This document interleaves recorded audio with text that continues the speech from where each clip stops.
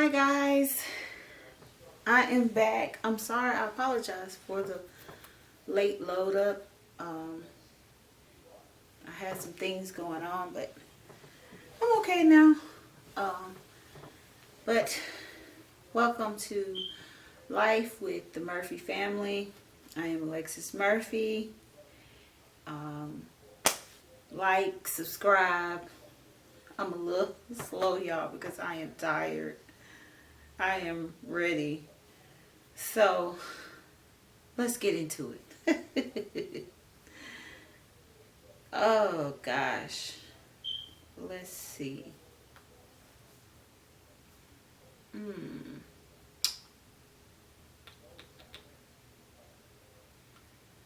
Okay. So, I am 36 weeks pregnant and 1 day. I usually upload my videos Sunday night around about 12 o'clock going into Monday. But I didn't. And the reason why I didn't is because from October, now is going to be a gap because the baby due in January. But from October to January, you skip February and March, we have birthdays, everything, anniversary. So October is my husband's birthday, and November is Zachariah, Zipporah, Zoe, and Zane's birthday. December is Zariah's birthday, and I think I talked about celebrating her turning 1. And also in December is Sam and I marriage anniversary. So that's the reason why I haven't got a chance to upload anything, because we managed to get some time alone. We're probably going to be able to do something later on because it's so close to the pregnancy. So we didn't get to do anything really big, but it was special because we got to spend some one-on-one time with each other. But December the 19th, Sam and I celebrated 7 years of marriage. So we've been married for 7 years. It feels like it's longer than that. And I was just glad to be able to get some time with him and just thank God that we're still standing. We have, in the 7 years we've been married, we have had 7 pregnancies. So we've had a pregnancy every year. As people know, we lost 2 babies. In 2019, we actually lost both of those babies in 2019. Zane passed away at 2 months. Then 4 months later, after we had his funeral and buried him, I became pregnant again, and I ended up having a 6-week miscarriage. And I didn't get any more pregnant. I didn't get no more pregnant in 2019 till 2020 came, and that's when I had Zariah. But we've had 7 children in our marriage, and I'm telling you, it has not been easy.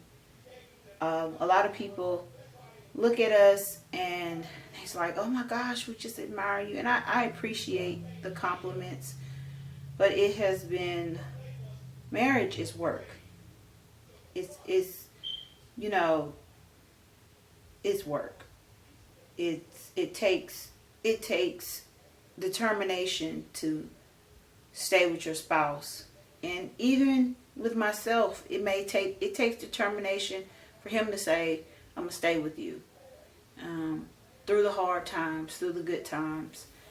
And we have been through some stuff.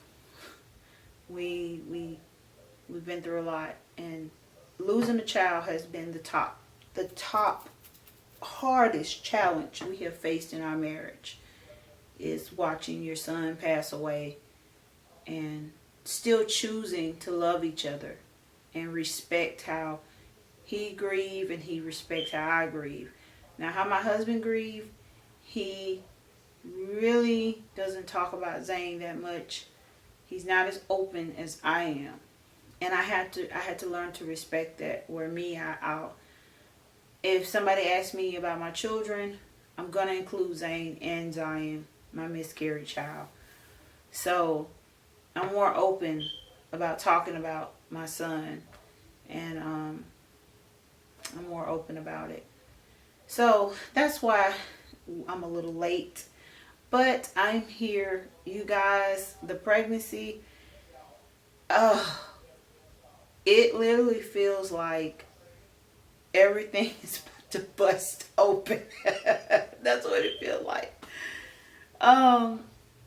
It everything is working itself. It literally feel like everything is just bust open. It is something else. I'm ready. I got 4 more weeks, and I'm really, really ready. Baby is doing good. Everything's doing good so far. I'm sort of still working through my stress-related issues. I'm getting where I need to be, and I'm thankful for that. I'm not gonna just give up, because I know that I have to fight for myself and my baby. So I'm working through that, thank God. So that's why I'm a little late. But yes, we celebrate 7 years, and every year we have had a baby. So let's get into it. So I am 36 weeks and 1 day pregnant. I have 27 days left according to my due date. The baby is about 18 and 3/4 inches long. The baby weighs about 5 pounds and 5 3/4 pounds. The baby is about the size of a head of a romaine lettuce. Let's see. It said pregnancy symptoms during week 36. It said decreased appetite. Yes. I'll go buy a hamburger. I eat half of it. I can't eat, like, I have to eat light. Like today, me and the family was out. Sam stopped by Arby's, and I'm like, oh my gosh, why is he stopping by Arby's? Because the only thing I will eat is Whataburger. But he said, well, baby, I just want to stop here. And I'm like, okay, that's fine. So I looked on the menu and I found me a wrap. And I ate all of it because it's light. But hamburgers and stuff, any meals, I cannot eat a lot right now. My appetite is truly decreased.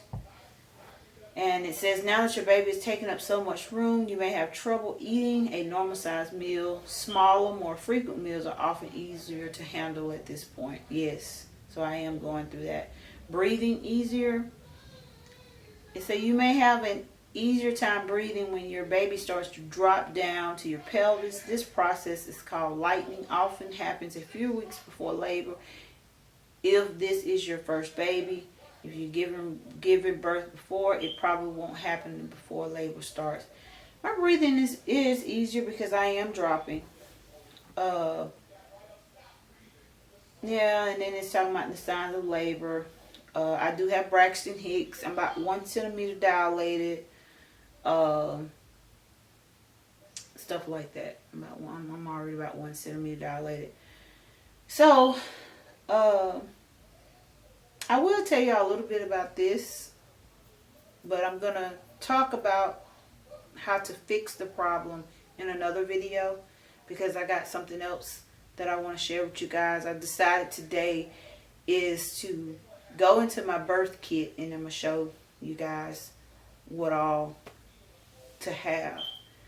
But I went to the doctor because I just wasn't feeling the best. I had some stress related issues, and I found out that I lost about 5 pounds. And when the doctor checked the baby, he said the baby was breached. But don't get scared. But when I went home, because how he checked the baby head is right here, and he's laying sideways. So I went home and did some research, because when I think of breech, I already know, because I've had a breech baby before, which was my second child, Zipporah, and she was head up and then feet down. So with Zipporah, when she was breached, they took me into the hospital. He turned the baby with his hands, and then they convinced me to have her 2 weeks early so she won't turn back. So I didn't know what I knew now. So I went on ahead. I got an epidural. I had her vaginally, but she came out crying like she was, like somebody just ruined her world. But she was my only breech baby, and so breech is head up, and then it's feet down. So when he told me this, I thought about my baby Zipporah, and I thought about I've had a natural birth, and I'm like, I kept telling God, I said, I ain't going to no hospital. They ain't finna cut on me. His heart rate is fine. I'm not going to no hospital. I am not. No, I trust God. So, come to find out, I did some research, and I put in unborn baby laying sideways, because the baby wasn't like this, but it was sideways. So when I did some research, it's not, that position that the baby's in is not breech. It is called transverse lie. Transverse lie, that's what it's called. So I'm like, because when I was checking the heart rate, every time I check his heartbeat, it was never up here. It was like here, because that's what we saw his head at, right here. And then it was, heartbeat sort of right here, head right here. Because when he checked the baby, the head was right here. The heartbeat was not here. So I researched, and I actually did some methods to make the baby turn. And so I'm getting too much into my other one, but I tried some methods. I'm not going to tell it here, because I'm going to talk about breech and knowing your options instead of just accepting what a doctor say, and then you get in the hospital, oh, you got to have a C-section. No, ma'am. So that's what went through my mind, is if I give in to this and panic about this, I will probably go in the hospital, have them to turn the baby, and then they're going to try to say, well, hey, don't you want to let's go ahead and we're going to go ahead, we'll break your water, and you can go ahead and push the baby out a couple weeks early. And I don't want that. So I studied some methods on how to get the baby to turn, and I'm telling y'all, it worked. I used the methods, and the baby, it hurt it though. I'm not gonna tell y'all the methods here, but that was a lot that was going on with me too. But I used the method to get the baby turn, and I'm telling you guys, it worked. And I felt the baby turn, and my hips, oh my God, my hips hurt from him getting in position. So now every time I check him, his heart rate is more down in my vaginal area instead of here. So if his chest right here, then his head is probably right here. So now when I check, it's more down here. Sorry for showing my stomach. But it's more down here. So every time I check now, he is head down. So he's in position and ready.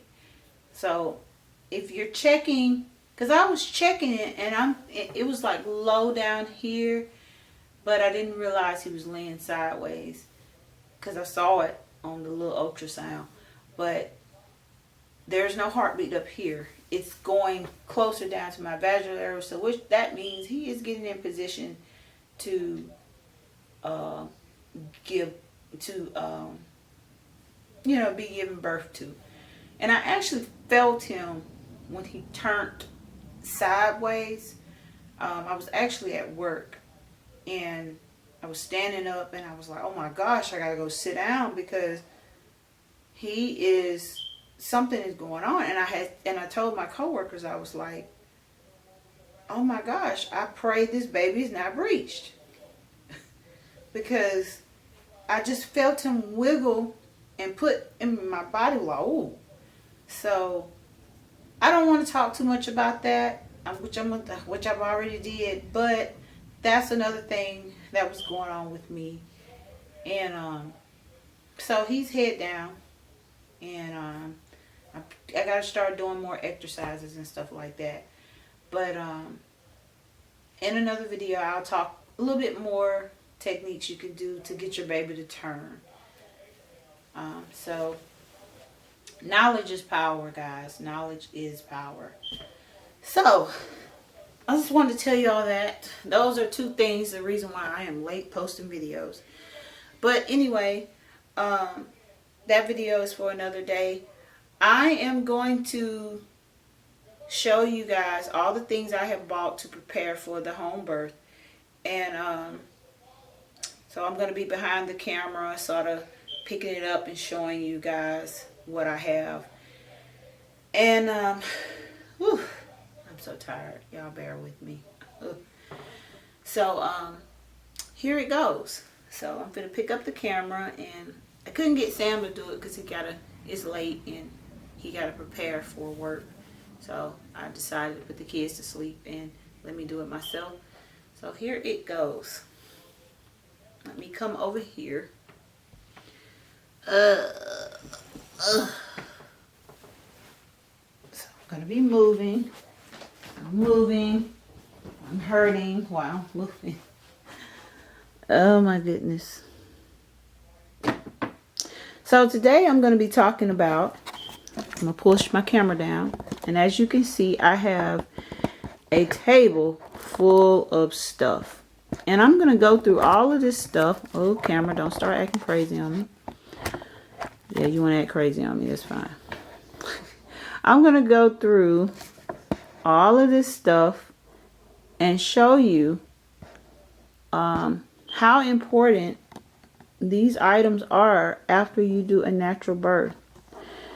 And I'm going to show you the outfits that I have, and these are the main things that I used. And this time, you guys, I did not get I purchased a birth kit on Amazon. You can purchase one if you just want everything in one bundle and you don't want to go out buying everything. You can definitely purchase a birth kit on Amazon. And then there's another birth kit that my doula, she likes to use. It's called inhishands.com. You can actually create your own, what you feel like you need, order it, and it'll be there. So let's get into it. Let me go through the items and show you guys one by one what you'll need for the birth kit. So let's start with, we're going to zoom in over here, and I'm going to take the camera off because I want to be able to show you guys everything. All right. So as you see, I got a lot of items here. This is called, I don't know if y'all can see that. It's a little blurry. I want y'all to be able to read it. Okay, there you go. This is called Shepherd's Purse. If anybody watched my previous video, my doula advised me to buy some of this. So I looked it up and see what it's for. It can shorten your bleeding if you're a heavy bleeder, or it can regulate your blood pressure. So my doula called this our insurance. That's what I remember her saying. This is our insurance. And she gave me 3 drops of this right after I pushed out Zariah. So just in case my blood pressure spiked or if I overbled, this right here would help prevent that from happening. So she gave me 3 drops of this, and I remember her giving me some water. So I'm going to use this again in my birth. And y'all, this video may be a 2-part because I talked a lot on the first part. So just bear with me. So yes, this is one of the items that I recommend to use. Whether you have high blood pressure or not, it's good to have. So ladies, if you plan to birth at home, get you some shepherd's purse. Alright, and I'm going to stop this video right here because I don't want nothing to interfere while I'm talking. So I'm going to stop it and I'm going to come back on.